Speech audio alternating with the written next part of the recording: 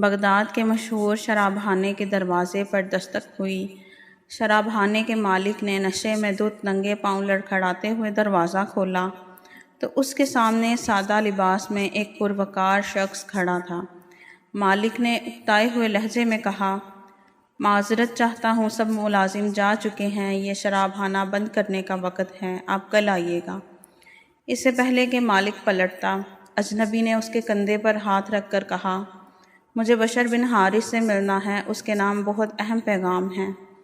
شرابخانے کے مالک نے چونک کر کہا، بولیے، میرا نام ہی بشر بن حارث ہے۔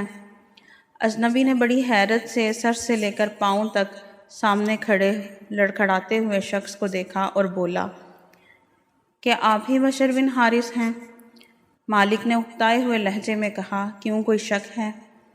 اجنبی نے آگے بڑھ کر اس کے ہاتھوں کو بوسہ دیا اور بولا، سنو بشر بن حارث، خالق ارض و سما نے مجھے کہا ہے کہ میرے دوست بشر بن حارث کو میرا سلام پیش کرنا اور کہنا، جو عزت تم نے میرے نام کو دی تھی وہی عزت رہتی دنیا تک تمہارے نام کو ملے گی۔ اتنا سننا تھا کہ بشر بن حارث کی نگاہوں میں وہ منظر گھوم گیا جب ایک دن حسب معمول وہ نشے میں دھت چلا جا رہا تھا کہ اس کی نظر گندگی کے ڈھیر پر پڑے ایک کاغذ پر پڑی جس پر اسم اللہ لکھا تھا۔ بشر نے کاغذ کو بڑے احترام سے چوما، صاف کر کے پاک جگہ رکھ دیا اور کہا، اے مالک عرش عظیم، یہ جگہ تو بشر کا مقام ہے، تمہارا نہیں۔